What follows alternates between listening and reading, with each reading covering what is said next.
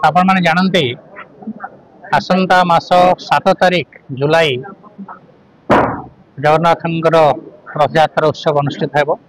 नवरंगपुर जिलार नवरंगपुर सहर में आमर महाप्रभु जगन्नाथ जो रथ यात्रा अनुष्ठित है तार एक प्रस्तुत बैठक आज सदर महकुमा स्थित मिशन शक्ति कॉन्फ्रेंस हॉल करा श्री जगन्नाथ मंदिर सेवायत समेत अनेक सहर बुद्धिजीवी एवं गण्यमान्य व्यक्ति मान उपस्थित थे। जिला स्तर अधिकारी माने पुलिस प्रशासन अधिकारी माने उपस्थित थे एवं मीडिया बंधु मान उपस्थित आलोचना चक्र अनुष्ठित होता।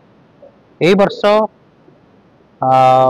जुलाई 7 तारिख रे नेत्रोत्सव एवं श्री गुंडीचा यात्रा एकाठी पड़ुथिबारु से दिन नेत्रोत्सव नीतिकांति सरिबा परे पहंडी विजय आरंभ करा जिवो एवं पहंडी हेई श्री जगन्नाथ बलभद्र सुभद्रा एवं दर्शन से माने ठाकुर माने पहंडी हेई रथ को आसवा बेल को 4टा बाजिजीव बोली आमर राजपुरोहित आम खबर पाइलु।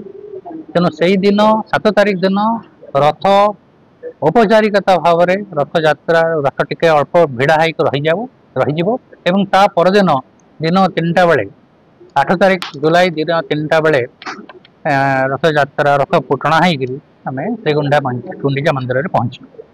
श्रीगुंडीचा मंदिर में एथरक जो आम निर्माणाधीन मंदिर रही एक टेम्परारी अरेंजमेंट से आम करूँ एवं सेठारे जगन्नाथ प्रभु कौन नीतिकांति असुविधा हम ना एवं एथरक जगह को लेकिन स्थान विशेष को लेकर सेठारे अन्न भोग एवं शुक्ला भोगर व्यवस्था रखा जाउछि।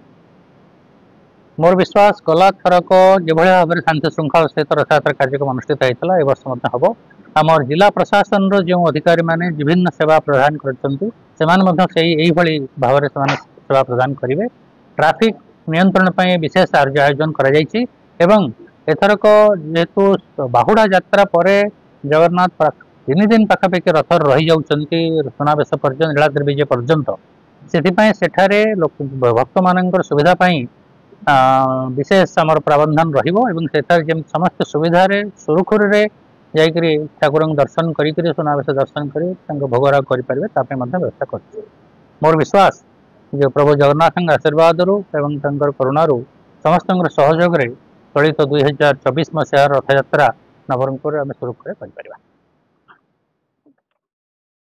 एही वीडियोटी आपण मानकु भल लागथिले लाइक शेयर कमेंट सब्सक्राइब करंतु।